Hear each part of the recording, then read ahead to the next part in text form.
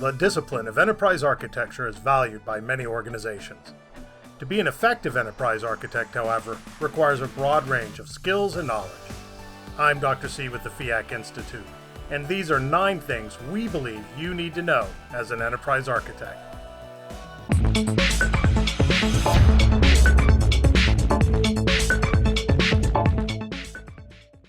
Data modeling and architecture.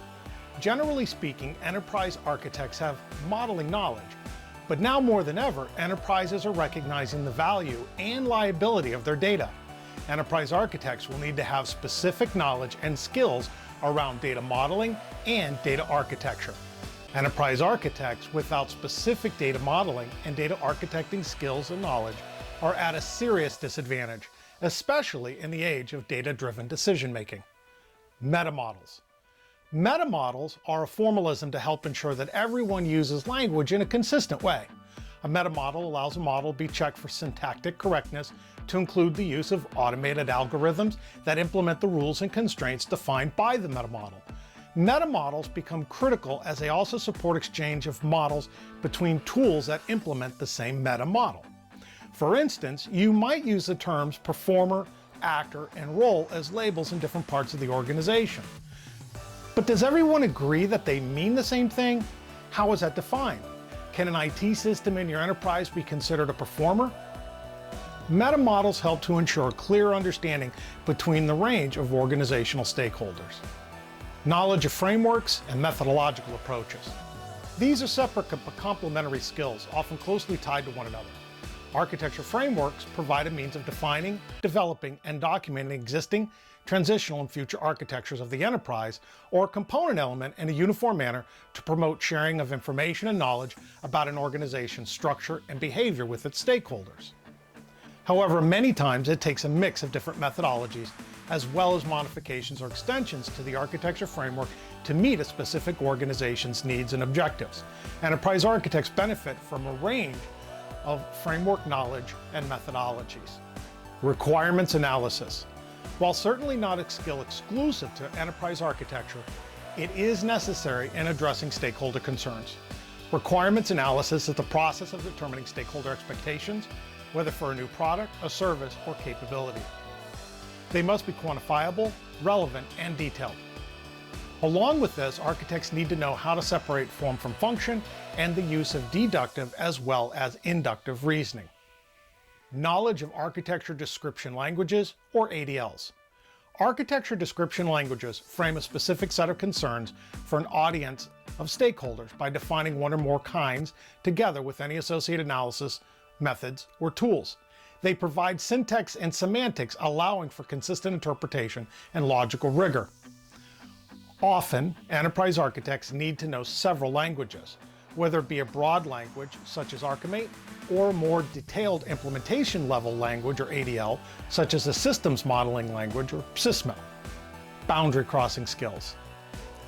Boundary crossing skills include the ability to manage and engage multidiscipline teams, understand organizational boundaries, and how to engage the whole team. Often referred to as T-shaped people, a successful enterprise architect has both deep technical knowledge coupled with the boundary crossing skills to help bring stakeholders and technical groups together. Skills such as group facilitation, requirements elicitation, and active listening are examples of these boundary crossing skills. Governance and decision rights.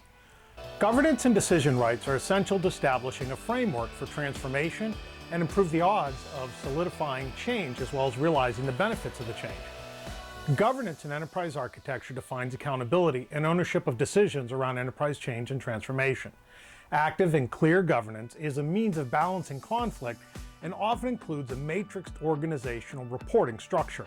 The practice of enterprise architecture without knowledge of who owns a decision greatly reduces, if not makes impossible, the usefulness of the architecture repository itself. Systems thinking.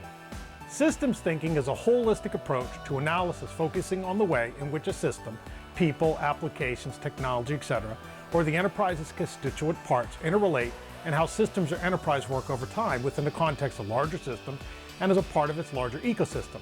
Effective enterprise architects know and understand that changes in one part of the enterprise is going to impact other parts of the enterprise.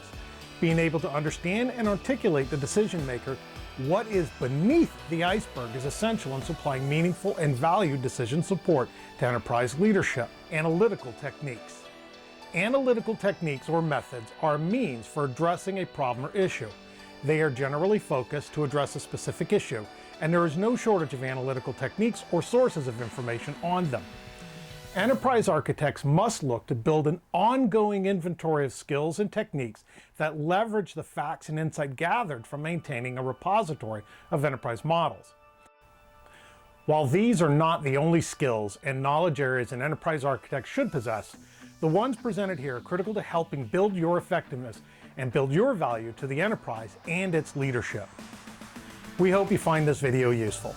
If you do, please leave us a thumbs up and consider subscribing. You can also visit us at www.fiacinstitute.org to learn more about our courses and offerings. What would you add to this list? Let us know in the comments below. Thank you.